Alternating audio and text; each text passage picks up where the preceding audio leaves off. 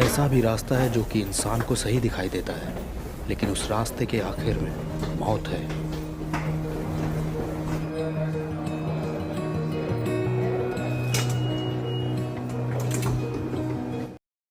मुझे एक life changing experience हुआ।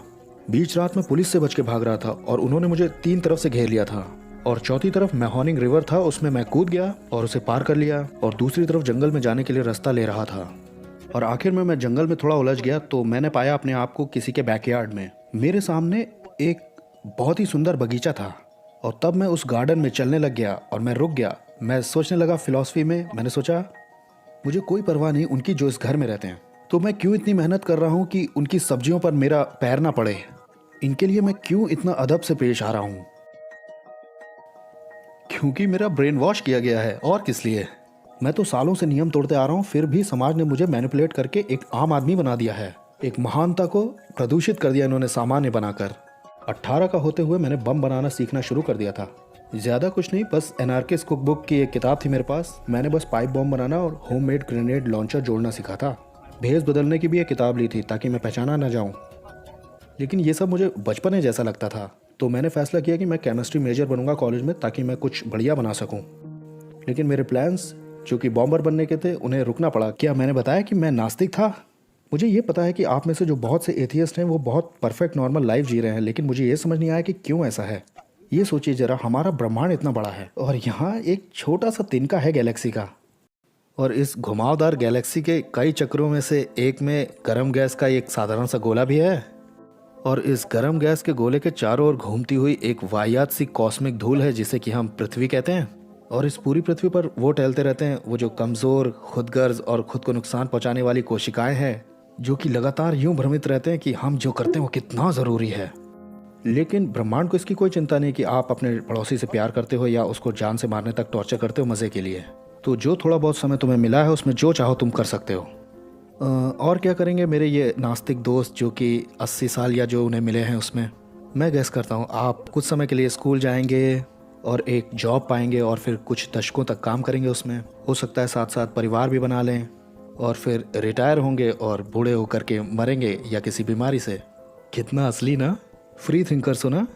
अब चाहे यकीन ना हो, लेकिन कुछ लोग जानवर की तरह जीना नहीं चाहते। कुछ लोग ऐसे हैं जो कि इस पैटर्न को फॉलो नहीं करना चाहते जिस पर पूरी दुनिया बिना दिमाग के चली जा रही है। कुछ ऐसे भी हैं जो सर फोड़ना चाहते हैं दूसरों का, या किसी थिएटर में गोली चलाना चाहते हैं, या अपने स्कूल के हॉलवे में, या फिर छुरा चलाना। और वो ऐसा क्यों ना करें? क्योंकि ये गलत है। किसने बताया? आपकी दादी माँ ने? और या तुम्हें किसी को हर्ट करना नहीं चाहिए क्योंकि लोगों के अंदर भावनाएं होती हैं। यहाँ पे मैं ये सोचता था कि इंसान तो वो मशीनें हैं जिनका डीएनए बढ़ गया है। ज़्यादातर लोग किसी को मारना या हत्या करना नहीं चाहते, लेकिन जो चाहते हैं उनको ये जो सभ्यता हमारी है उनकी प्रबल इच्छा को नुकसान पहुंचा रही है, जो कि जान लेने की है। आज ऐसे जवान लोग खड़े हो रहे हैं जो सिर्फ अपने डीएनए के म्यूज़िक पे डांस करना चाहते हैं। और आप लोग क्या कर सकते हैं? आप लोग बस सिर्फ आशा ही कर सकते हैं कि जब उनका ये म्यूज़िक रिलोड हो रहा हो उससे पहले उनसे कोई बड़ी गलती हो जाए, ये खूनी होली से पहले। मैंने भी अपने खूनी नहाने में एक बड़ी भूल कर दी थी। मैंने कम अंदाज़ा लगाया था कि एक इंसान की खोपड़ी कितना नुकसान झेल सकती है। फूटी हुई खोपड़ी के टुकड़ों को जोड़ा जा सकता है डॉक्टरों के द्वारा। मेरे पिता के दिमाग को क्षति तो पहुंची थी, लेकिन वो उस हमले से बच गए। मैं पहले मेंटल हॉस्पिटल ले जाया गया और फिर बाद में जेल। जेल ऐसी जगह होती है जहां आप पीछे मुड़ के देखते हैं उन चीज़ों को जो कि आपने की थी। बहुत सारा समय होता है वहाँ ये सोचने के लिए कि क्यों मैं पकड़ा गया, ऐसे कौन से कदम अगली बार मैं उठाऊं कि पकड़ा ना जाऊं। अब जब उन कामों के ना होने पर वो जो आप बार बार दोहरा कर करते हैं, जो आपको मानसिक रूप से मदद करते हैं स्थिर रहने में, तो आपको बहुत सारा समय मिलता है कि आप ये ढूंढ सकें कि आपके लिए सबसे ज़रूरी क्या है। और मेरे लिए सबसे ज़रूरी ये था कि मैं उन लोगों का गुलाम न बनूं जो कि जिनके लिए मेरे पास कुछ नहीं है, बस नफ़रत है।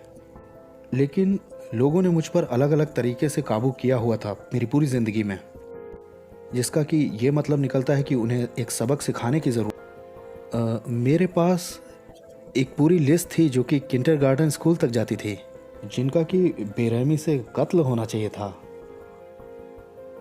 लेकिन संदेह ये अंदर आ जाता है। मैं अपने आप से पूछता कि इन सब का कोई मतलब बनेगा? जब किसी चीज़ का कोई अर्थ ही नहीं बनता तो क्या फ़र्क पड़ता है कि मैं जो योजनाएं बना रहा हूँ वो उसे पूरा करूँ या मैं कुछ भी ना करूँ? यहाँ सही फैसलों पर कोई जीत का तमगा तो मिलने वाला नहीं है, क्योंकि सही जैसा कुछ होता ही नहीं है। लेकिन जब मैंने ये सोचना शुरू किया कि पट्टा पहन के भी जिंदगी का कोई मतलब वैसे ही नहीं था जैसे कि पट्टा पहन के है, तो मेरा दिमाग खराब होना शुरू हो गया। मैं दोनों ही पहलुओं को एक साथ रख के समझ पा रहा था कुछ हद तक, मानसिक रूप से, क्योंकि मुझे कुछ तो करना ही था। लेकिन तब क्या होगा जब उस किए हुए का कोई मतलब ही नहीं बनता, तो दोनों पहलुओं को जांचने का भी कोई मतलब नहीं बनता। तो मैं एक ऐसे कोने पर आ गया जहां से कहीं जाया नहीं जा सकता था, बस कूदा जा सकता था। लेकिन जिंदगी हम सबको एक दूसरा मौका देती है, बिल्कुल ठीक समय पर।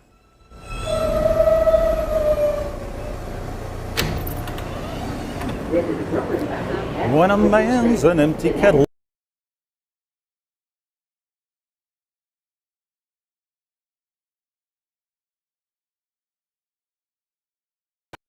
जब मैं जेल के ई ब्लॉक में था, एक क्रिश्चियन से मिला रैंडी, जो कि 21 का होने के फेलनीज केस में आ गया था। रैंडी ऐसा लगता था कि किसी दूसरी ही दुनिया का है। वहाँ डॉम में लड़ाई होती और वो उस तरफ देखता भी नहीं, बल्कि वो दूसरी तरफ मुंह करके प्रार्थना करने लग जाता उसके रुकने के लिए, हमारे मेन एंटरटेनमेंट सोर्स के खिलाफ। क्रिश्चियंस मुझे हंसी दिला देते थे। एक दिन रैंडी अपने बिस्तर पर लेट करके बाइबल पढ़ रहा था और मैं अंदर गया और बोला, जानते हो तुम बाइबल क्यों पढ़ रहे हो? तुम बाइबल इसलिए पढ़ रहे हो क्योंकि तुम यूनाइटेड स्टेट्स में पैदा हुए। अगर तुम कहीं और पैदा हुए होते तो कुछ और पढ़ रहे होते। अगर तुम चाइना में होते तो तुम बुद्धिस्ट होते। अगर तुम इंडिया में होते तो हिंदू होते। अगर तुम सऊदी अरेबिया में होते तो मुस्लिम होते। क्योंकि तुम्हारे जैसे लोग वही विश्वास करते हैं जो उन्हें विश्वास दिलाया जाता है।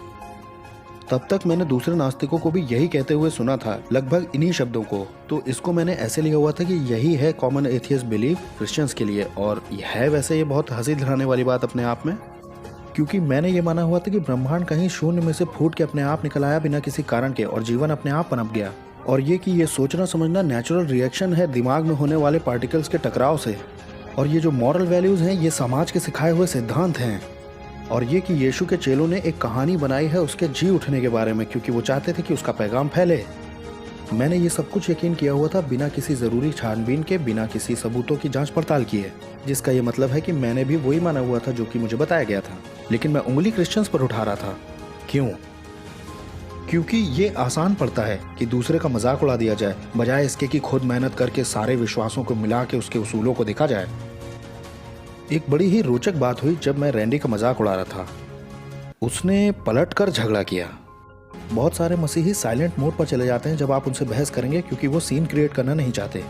रैंडी अपने बिस्तर पर उठकर बैठ गया और वो मुझे एम्बैरेस करने लग गया जो बातें मैं उससे कह रहा था उस पर। मुझे बड़ा झटका लगा। मैं नहीं जानता क्या चल रहा है। मैं यहाँ सबसे स्मार्ट, सबसे एडवांस ह्यूमन बीइंग जो दुनिया ने कभी देखा था, और हर रात जब हम बहस कर रहे थे रैंडी मुझे बस स्कूल की याद दिला दे रहा था। वो ना तो कोई मुझसे स्मार्ट था, ना ही उसके पास कोई खास नॉलेज थी या कोई डिग्री थी, ना ही वो कोई साइंटिस्ट था, ना फिलोसोफर था। लेकिन उसकी एक बड़ी तंग करने वाली आदत थी कि वो हर चीज़ पर सवाल पूछ रहा था जो मैं उसे बता रहा था, और जब मैं कोशिश करता जवाब देने की, उसके सवाल उस पे थे जो मैं कह रहा था। और इससे उसे साफ होता जा रहा था और मुझे भी कि मेरे बहुत सारे यकीन जब वो शब्दों में सामने रखे गए तो वो बहुत बेवकूफ़ी भरे सुनाई दे रहे थे। वो चीज़ें जिन पर सवाल नहीं उठाया जाता है बिल्कुल परफेक्ट लगती हैं, लेकिन जब सवाल उन पर उठाया जाता है तो बिल्कुल ही नॉनसेंस लगती हैं। मैं बहुत ज़्यादा फ्रस्ट्रेटेड हो गया था उन आर्ग्यूमेंट से जो हमारी हो रही थी, तो मैंने दूसरे तरीके निकाले रैंडी को हराने के लिए। मैंने उन बातों से उसका मजाक उड़ाया जब वो छोटा था तो उसका मोलेस्टेशन हुआ था। मैंने 12 साल की उसकी बहन के लिए भी बहुत कुछ बोल दिया जो कि विजिटिंग रूम में आई थी, जो कि मैं यहाँ नहीं दोहराऊंगा। मैं उससे तब तक भिड़ता रहता जब तक वो अपसेट नहीं हो जाता, और जब वो अपसेट हो जाता तो मैं कहता, देखो जरा अपने आप को, गुस्सा आ रहा है मुझ पे, अपने आप को क्रिश्चियंस कहते हो तुम। काफ़ी अजीब लगेगा, लेकिन रैंडी और मैं दोस्त बन गए और हम सारी रात बैठ कर के पत्ते खेलने लगे और टॉयलेट पेपर के रोल को ऐसे फुटबॉल की तरह खेलते और बाइबल पर भी बहुत सारी बहस करते थे। लेकिन अभी भी मैं उसको किसी चीज़ में हराना चाहता था, तो हमने दुनिया की सबसे पहली फास्टिंग की लड़ाई शुरू करी। अब ये उसके लिए तो जंग नहीं थी क्योंकि वो मुझे दिखाने के लिए नहीं कर रहा था, लेकिन मैं पक्की तौर से उसे ही दिखाने के लिए कर रहा था। रैंडी लंबे समय के लिए उपवास कर लेता था सिर्फ पानी पर। कुछ समय के बाद मैं भी कूद पड़ा। जब उसका उपवास पूरा होगा तब मेरा शुरू होगा, ताकि मैं उससे ज़्यादा लंबे समय तक कर सकूं। हमारे पहले एक्सचेंज में रैंडी ने फास्ट किया 1 हफ्ते का। मुझे ये मालूम था कि वो खा नहीं रहा है क्योंकि वो अपनी ट्रे मुझे दे देता था। जब उसका ख़त्म हो गया तब मैंने कहा ऑलराइट, अब मैं जा रहा हूँ 10 दिन के लिए। मैं अपनी ज़िंदगी में एक दिन भी नहीं रहा था बिना खाने के, लेकिन मैंने किया सीधा 10 दिन, सिर्फ इसलिए कि मैं जानूं कि मैंने क्रिश्चियन को हराया है। हमारा आगे पीछे ही चलता था जिसमें कि मैं हमेशा उससे ज़्यादा ही करके दिखाता था। आखिर में उसने मुझसे पूछा, हे तुम कैसे मुझसे ज़्यादा समय के लिए फास्ट कर रहे हो? क्या हम कोई कंपटीशन कर रहे हैं? मैंने कहा नहीं, मैंने तो ध्यान भी नहीं दिया, ये कोइंसिडेंस है। रैंडी ने फास्ट किया 40 दिन। 32 दिन तक तो उसने कुछ भी नहीं खाया था, लेकिन आगे के दिनों के लिए उसने लिक्विड कूलेट जैसी चीज़ें ली थी। उसने मुझसे कहा क्योंकि यीशु ने 40 दिन किया था इसलिए मैंने 40 नंबर चुना। मैंने कहा ठीक है, मैं 42 दिन करूँगा, मतलब कि 6 हफ्ते सिर्फ पानी और गुस्से पे, ताकि मैं रैंडी और जीसस दोनों को हरा दूँ। मेरी फास्टिंग के 11वें दिन एक गार्ड आता है और मुझसे कहता है कि अपना सामान पैक करो। उससे पहले मैं बेहोश हो चुका था और मेरा सिर टकरा चुका था। मेडिकल स्टाफ को मेरी मेंटल हेल्थ हिस्ट्री के बारे में मालूम था। उन्हें लगा कि मैं अपने आप को भूख से मार रहा हूँ। मैं तो क्रिश्चियन बनने की कोशिश कर रहा था। उन्हें लगा कि मैं सुसाइड कमिट करना चाह रहा हूँ बहुत धीरे धीरे करके, लेकिन उन्होंने देखा कि मेरा वेट बहुत गिर गया है, इसलिए उन्हें लगा कि कोई सीरियस प्रॉब्लम है। ब्लड प्रेशर मॉनिटर जो कि नर्स ने मेरी उंगली में लगाया था वो बता रहा था कि मैं मर चुका हूँ। इसलिए मैंने फिलॉसफी साइंस की किताबें और एपोलोजेटिक्स की किताबें जो कि रैंडी ने दी थी वो पैक की और मैं अपने नए घर में आ गया, एक कैमरे वाले कमरे में जहां पर मुझ पर नजर रखी जाए रात और दिन। सपने में जीते जीते मैंने 80 पाउंड कम कर दिए थे फास्टिंग से। मेरे सारे ही शरीर पर भयानक रैशेज हो गए थे, जैसे कि पॉइजन आइवी से, बिच्छू पौधों से होते हैं। इन्हें शिंगल्स कहते हैं। ये विटामिन की कमी से होते हैं। मेरी आंखों के आगे अंधेरा छा रहा था और मुझे सुरंग के विजन्स आ रहे थे। जेल के डॉक्टर्स ने कहा कि वो मुझे ट्यूब से खाना खिलाने वाले हैं, और जो वहाँ सोशल वर्कर्स थे वो बात कर रहे थे कि मुझे वहाँ मेरे 3rd मेंटल हॉस्पिटल में भेजा जाए। अब जब मैं कुछ पढ़ नहीं रहा था तो मैं पढ़े पढ़े ये सोच रहा था कि इन लोगों को जंगल में ले जाकर इनकी खाल उतार लूँ वहाँ पर। लेकिन मुझे एक नया उद्देश्य मिल गया था अपनी उस बैरक में, वो लाइब्रेरी के साथ जो मेरी थी, क्योंकि करने को तो कुछ था नहीं। अब मेरे पास एक सही मौका था कि मैं तैयारी कर सकूं रैंडी के साथ अपने उस महान वाद विवाद की, जिसमें कि मैं बाइबल की पढ़ाई करूंगा और नई बहस को तैयार करूंगा और फिर ई ब्लॉक में वापस जाकर अपने दोस्त रैंडी के विश्वास को तोड़ूंगा। मैंने वहाँ के चैपलिन से भी कहा कि मुझे बाइबल स्टडी दें और उन्होंने मुझे यूहन्ना के सुसमाचार से कई बार सिखाया, वो भी ग्रेडेड असाइनमेंट्स के साथ। तो अब मैं वहाँ था, एक तेज़ी से बिगड़ता हुआ नास्तिक जो कि बैठा है अपनी कम रोशनी की बैरक के अंदर, अपने बाइबल होमवर्क को कर रहा हूँ। अब इसे सीधा समझिए, मैंने कई दिन से खाना नहीं खाया था और मैंने इस बारे में पढ़ा कि यीशु कह रहे हैं कि मैं जीवन की रोटी हूँ और जो कोई मेरे पास आएगा वो कभी भूखा नहीं होगा। मुझ पे जुनून सवार था अपने आप को आज़ाद कराने का इस सोसाइटी से जिसने मुझे 6.5 के सेल में बंद कर रखा था। और मैंने ये पढ़ा, अगर तुम्हें पुत्र आज़ाद करेगा तो तुम्हें सचमुच आज़ादी मिलेगी। मैं ये सोच रहा था कि कब तक मेरी बॉडी ये झेल पाएगी जो मैं उसके साथ कर रहा हूँ, कब मेरा दिल बंद होगा। और मैंने पढ़ा, पुनरुत्थान और जीवन मैं ही हूँ, जो मुझ पर यकीन करता है वो मर भी जाए तो भी जिंदा रहेगा। थोड़ा डरावना है जब कोई किताब बात करने लगे। खैर मुझे क्या पता, मैं तो समझता था कि बिल्लियां भी बात करती हैं। अपनी पीठ के बल लेटे हुए रोज दर रोज मैं पीछे मुड़ करके देखता था अपनी जिंदगी की थियोलॉजी को, फिलॉसफी को। 3 बातों ने मेरे पूरे बिलीफ सिस्टम को हिलाना शुरू कर दिया। पहला, जो कि डिजाइन आर्गुमेंट था, वो फाइनली मुझे समझ आया। मैं एक दीवार को देख रहा था कि कैसे ईंटों को लगाया गया है और मैंने अपने आप में सोचा, तुम्हें मालूम है, अगर मुझसे किसी ने यह कहा होता कि ये ईंटें किसी प्रक्रिया से गुजर के ऐसे ही अपने आप लग गए और इसमें इंटेलिजेंस शामिल नहीं है, तो मैंने उसके मुंह पे मारा होता। और फिर भी लाइफ अपने आप पनप गई। मैंने ये यकीन किया बिना किसी इंटेलिजेंस के, जबकि किसी बेसिक लिविंग सेल का डिज़ाइन किसी दीवार में लगाई गई ईंटों से ज़्यादा कॉम्प्लिकेटेड होता है, जितना कि आप कल्पना भी नहीं कर सकते। क्यों मैंने ब्लाइंडली एक्सेप्ट किया हुआ है इस हैरत अंगेज करने वाले दावे को कि लाइफ खुद ब खुद पनप गई नॉन लाइफ से, वो भी बिना किसी अच्छे ठोस प्रमाण को मांगे बिना। दूसरी बात, जब मैंने ये पाया कि कैसे यीशु के प्रेरित मरे थे, जिसमें से ज़्यादातर बड़ी खूनी मौत मरे थे, ये दावा करते हुए कि हमने उसे मुर्दों में से जिंदा देखा है। मेरा एक्सप्लेनेशन हमेशा ये होता था क्रिश्चियनिटी की शुरुआत कैसे हुई। प्रेरितों ने एक कहानी बनाई है ताकि वो उसके मैसेज को फैला सकें, लेकिन मेरे इस एक्सप्लेनेशन का कोई अब सेंस नहीं बन रहा था। अगर आप किसी चीज़ के लिए जान दे रहे हो तो आप यकीन करते हो उस पर। अगर एक उग्रवादी अपने आप को फोड़ लेता है तो वो उस पर जाहिर सी बात है सिंसियर है। तो चेलों को, प्रेरितों को उस बात पर विश्वास करना ही होगा जिसके लिए वो जान दे रहे हैं। मतलब ये हुआ कि उन्हें सचमुच पक्का यकीन था कि उन्होंने यीशु को मुर्दों में से जिंदा देखा है। अब ज्यादातर होता यह है कि अगर कोई किसी चीज के लिए जान दे रहा है, किसी आइडियोलॉजी के लिए जो उन्होंने किसी और से पाई है, जो आइडियोलॉजी झूठी या सच्ची कुछ भी हो सकती है, चेले कुछ ऐसी चीज के लिए मर रहे थे जो उन्होंने सचमुच देखी थी। ऐसी कौन सी बात हो सकती थी जिसने इतने सारे अलग लोगों को निश्चय करा दिया कि एक मरे हुए आदमी को उन्होंने जिंदा देखा है। मैं एक आदमी के लिए तो इसे समझा सकता हूं ये बोल के कि ये पागल होगा, लेकिन वो सारे ही। वहां कुछ तो चल रहा था जो कि मुझे ढूंढ निकालना था, क्योंकि मैं एक ऐसा जवाब तैयार करना चाह रहा था कि उनके पास कॉन्फिडेंस का लेवल क्यों है, इसके अलावा कि उन्होंने सचमुच उसे देखा था।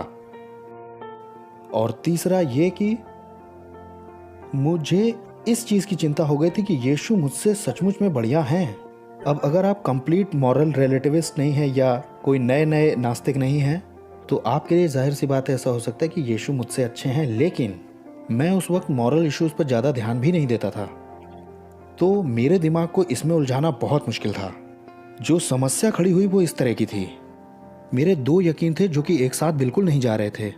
एक तरफ तो मैं ये सोचता था कि इंसान कुछ नहीं है, बस कोशिकाओं का गुच्छा है, लंप ऑफ सेल है, मीनिंगलेस, जो हम करते हैं वो सब पॉइंटलेस है। और दूसरी तरफ मैं ही ये सोच रहा था कि मैं दुनिया का सबसे इंपॉर्टेंट आदमी हूं। ऐसा कैसे हो सकता है कि मैं सबसे बेस्ट, मोस्ट इंपॉर्टेंट बेकार कोशिकाओं का गुच्छा हूं? अगर वाकई कोई ऐसे शब्द हैं कि दुनिया का सबसे बढ़िया इंसान, तो उसके लिए जरूरत पड़ेगी किसी ऐसी चीज की, जैसे कोई स्टैंडर्ड या कोई अच्छी चीज, तब जरूरत पड़ेगी किसी ईश्वर की या किसी यीशु की जो हमसे बढ़िया निकलेंगे। तो जो मेरे बिलीव्स थे वो सब बिल्कुल फाउंडेशनल लेवल से ही गिरना शुरू हो गए। और एक बार जब नींव ही गिरने लग जाए तो सब कुछ नीचे आ जाता है। मैं इस जगह से इस जगह तक आ गया था कि मैं दुनिया का सबसे अच्छा आदमी हूं से दुनिया का सबसे खराब आदमी हूं तक, उस क्लियर होने वाले घटनाक्रम में। ये एकदम से ही मुझे समझ में आ गया, ये सोचते हुए कि मैं एक ऐसा आदमी हूं कि मैंने अपने एक दोस्त का गला ऐसे दबाया था कि उसके मुंह से खून की उल्टी हो गई थी। मैंने उसे फावड़े से मारा था क्योंकि वो मुझसे सहमत नहीं हो रहा था। मुझे याद भी नहीं कि वो लड़ाई क्यों हुई थी। मैं देखा करता था जब मेरी माँ का बॉयफ्रेंड उसे मारता था और मैं उसे बचाने के लिए एक उंगली भी नहीं हिलाता था। इसलिए नहीं कि मैं डर जाता था, मैं 200 पाउंड का था, मेरे पास गन थी, मैं जब चाहता रोक सकता, लेकिन मुझे फर्क नहीं पड़ता था। और मुझे इस बात पर घमंड भी था कि मुझे फर्क नहीं पड़ता है किसी चीज़ से। मैंने अपने परिवार के बारे में भी सोचा कि मैं उनके साथ क्या कर रहा हूँ, मैं अपने साथ क्या कर रहा हूँ। वो मेरे लिए हर रोज़ खाना लेकर के आते हैं और मैं भूख से मर रहा हूँ क्योंकि मैं नहीं खा रहा हूँ। यहाँ दूसरे लोग भी हैं भूखे दुनिया में, लेकिन कम से कम वो सीधा सोचते हैं, और मैं यहाँ बैठ करके दूसरों को टॉर्चर करने के बारे में सोचता हूँ। मेरी खाल पीली पड़ चुकी थी, मैं खुजलाते खुजलाते लहूलुहान हो गया था। अब मैं कैसे सोच सकता हूँ कि मैं बेस्ट हूँ किसी से? जब मैं इस परिस्थिति के बारे में सोच रहा था, मैंने ऐसा सोचा कि मैं अभी बस धीरे धीरे करके जमीन पर बहुत बुरी चोट खाने वाला हूँ गिर के। और जब ये मैंने सोचा, मैंने तुलना करके देखी जब मैं एक हॉस्पिटल में रुका था लगभग 1.5 साल पहले। मेरी लड़ाई हुई थी 7 लोगों से, और मैं ये नहीं कह रहा हूँ कि बड़ी टफ थी, वो जीत गए थे, वो इसमें जीत गए थे। मैं एक से लड़ा था, उसने मुझे गन से मारा, मैंने इन गनों से मारा। फिर उसके 6 दोस्त और चढ़ाए और उन्होंने मुझे ज़मीन पर गिरा करके मेरे सिर के साथ फुटबॉल खेलना शुरू कर दिया। लेकिन मैं उसकी तुलना अपनी आज की इस सिचुएशन से कर रहा था। मैं सोच रहा था मैं अगले दिन ही ठीक था, मेरे गले में थोड़े स्क्रैच थे, मैं बस थोड़ा झूमते हुए चल रहा था, मेरे हाथ पे स्लिंग बंधा हुआ था, लेकिन मैं ठीक था। 7 लोगों के साथ लड़ाई वो बिल्कुल मजाक लग रही थी उस परिस्थिति के सामने जिसमें मैं आज था वहां सेल में। मुझे ऐसा लग रहा था जैसे मैं जमीन पर गिर गया हूँ। और जैसे मैंने सोचा कि मैं बस जमीन पर गिर गया हूँ, मुझे एक और फ्लैशबैक याद आया। एक रात जब मैं अपने दोस्त के घर से बाहर निकला तो एक तूफान आ गया और बारिश इतनी तेज थी कि दिख भी नहीं रहा था, और बिजलियां कड़क रही थी, गिर रही थी चारों तरफ उस जगह। और मैंने ऊपर देखा और बहुत मजाक उड़ा के कहा, ओह तो इससे मैं डर जाऊंगा? अगर चाहते हो मैं तुम्हारा यकीन करूं तो नीचे आके यहाँ दिलाओ, अच्छा रहेगा। मैं सीरियस नहीं था, लेकिन जिस सिचुएशन में मैं था मैंने वहाँ सोचा कि कहीं परमेश्वर ने तो नहीं सीरियसली ले लिया। नॉर्मल समय में मैं ऐसे किसी ऑप्शन के बारे में नहीं सोचता। अब क्योंकि मेरा सारा दृष्टिकोण ही टूटता जा रहा था, मैं ऐसी स्थिति में नहीं था कि मैं ऐसे विकल्प को छोड़ूं। लेकिन एक समस्या थी। अगर सचमुच में कोई परमेश्वर इन सब में इन्वॉल्व है और ये सही गलत भी सिर्फ उपयोगी कल्पनाएं भर नहीं हैं, तब तो मुझे हर तरह की समस्या होने वाली है। इसलिए नहीं कि मैंने वो सब किया था, बल्कि मैं जो आज था इस वजह से। अब कैसे एक दुनिया का सबसे खराब आदमी सही चीज कर सकेगा?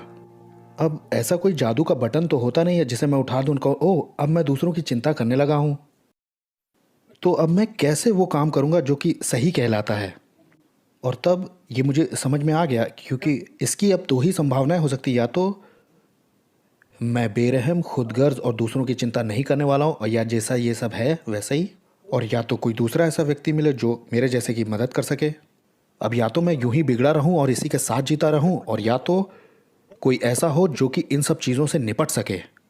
जब हम इस तरह से सोचना शुरू करते हैं तो मैं कहूँगा कि आप 2 इंच दूर होते हैं क्रिश्चियन बनने से, क्योंकि जब हम खुद से पूछते हैं कौन इनमें से कर पाएगा, किसके पास इतनी योग्यता है कि मानसिक तौर पर, आत्मिक तौर पर और नैतिक तौर पर टूटे हुए लोगों को ले और उन्हें एकदम नई जिंदगी दे दे। हमारे पास एक ही आदमी की लिस्ट है। लिस्ट में एक ही आदमी है, उस लिस्ट में सिर्फ एक ही आदमी निकलेगा। यही है जिसने कहा मैं हूं दरवाज़ा। अगर कोई मेरे द्वारा अंदर आएगा तो वो उद्धार पाएगा, और अंदर बाहर आया जाया करेगा, उसे चारा मिलेगा। चोर आता है चोरी करने, घात करने और नाश करने, और मैं इसलिए आया कि उन्हें जिंदगी मिले और भरी पूरी जिंदगी मिले। मुझे ये नहीं मालूम था कि यीशु वही है जो उन्होंने दावा किया है या नहीं, लेकिन मुझे ये पता था कि अब या तो यीशु है और या तो कुछ नहीं है, या तो जीसस या नथिंग। अगर किसी के ऊपर परमेश्वर की मंजूरी की मुहर है तो वो वही शख्स है जो मुर्दों से जी उठा है। इतिहास भरा पड़ा है डेड ऑप्शंस से। यीशु ही है आखिरी जिंदा ऑप्शन।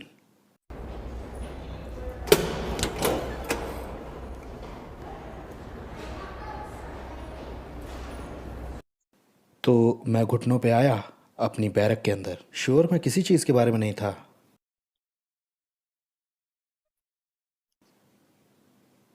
और मैंने प्रार्थना की। पता नहीं था कैसे की जाती, लेकिन मैंने की प्रार्थना। और मैंने कहा परमेश्वर, मुझे नहीं पता कि मैं कल आप पर विश्वास करूंगा कि नहीं, लेकिन अभी मैं आप पर विश्वास कर रहा हूं। अगर आप मुझसे कुछ भी चाहते हैं तो आपका स्वागत है।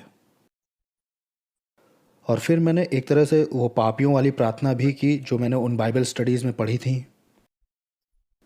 और जब मैं उठ के बैठा उस प्रार्थना से, पूरी दुनिया अलग दिखाई देने लगी थी। ऐसा समझिए कि जैसे किसी अलग प्रकार के रंग हों। और कई सालों में पहली बार ऐसा हुआ कि मैं किसी को नुकसान पहुंचाना ही नहीं चाहता था। और मुझ में एक अजीब सा एहसास था कि किसी तरह से मुझे सच पता चल गया है इन सब के बीच में। परमेश्वर ने ब्रह्मांड बनाया है और हम कुछ खास हैं। हम परमेश्वर की इमेज में बनाए गए हैं, लेकिन हम परमेश्वर का इनकार करते हैं। और परमेश्वर के इनकार करने में हम परमेश्वर की इमेज को तोड़ते हैं, मरोड़ते हैं, उसकी उस समानता को जो हम में है। सालों तक मैं कोशिश करता रहा कि मुझे वो आज़ादी मिल जाए, एक तरह की एक आज़ादी उस बाहर की पकड़ से। वैसे वो आज़ादी झूठी है, क्योंकि हम बस उसका इस्तेमाल अपने आप को बर्बाद करने और नीचा करने में ही करेंगे। कलंकित करेंगे परमेश्वर की उस समानता को, ताकि हमें ये याद ना रहे कि हम क्या हैं और हमारी जिम्मेदारियां क्या बनती हैं। असली आज़ादी इस चीज़ में मिलती है कि हमारे अंदर ऐसी इच्छा ही ना हो कि हम अपने क्रिएटर के विरोध में जाएं। ये होती है असली आज़ादी।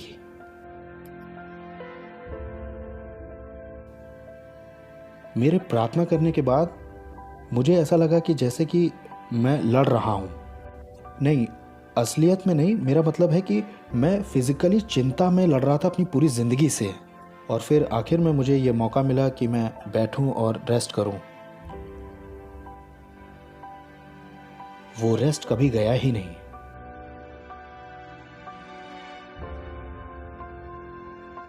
जैसे C.S. लुइस ने कहा है, मैं क्रिश्चियनिटी पर यकीन करता हूं क्योंकि मुझे विश्वास है कि मसीह जी उठा है, इसलिए नहीं कि इसे मैंने देखा, बल्कि इससे मुझे बाकी सब कुछ दिखाई देता है। बहुत से लोग अपनी गवाहियों में उन कहानियों को बताते हैं कि जब मसीह बनने के बाद उनके साथ क्या हुआ, वो हम कभी और बात करेंगे। इस वक्त मैं आपको ये बताने वाला हूँ कि मैं मसीही क्यों हूँ और मेरा मसीही बनने का कारण कभी भी बदला नहीं। मैं उसके शब्दों पर खड़ा हूँ जो कि मुर्दों में से जिंदा हुआ है, क्योंकि दूसरी कोई जगह नहीं जहाँ हम खड़े हो सकें। और मैं आपको ये दिखाता हूँ कि यीशु मसीह आज, कल और हमेशा एक जैसा है। मैं अपनी कहानी को ख़त्म करूँगा एक दूसरे मसीही के शब्दों से, जो कि 2000 साल पहले था। प्रेरित पौलुस क्रिश्चियनिटी को ख़त्म कर देना चाहता था अपने दमिश्क में यीशु से मिलने से पहले। अपनी मौत से थोड़ा सा ही पहले उसने एक लेटर लिखा था अपने दोस्त तिमोथी को। बीती शताब्दियों में ये शब्द हज़ारों क्रिश्चियंस के मुंह से गूंज चुके हैं।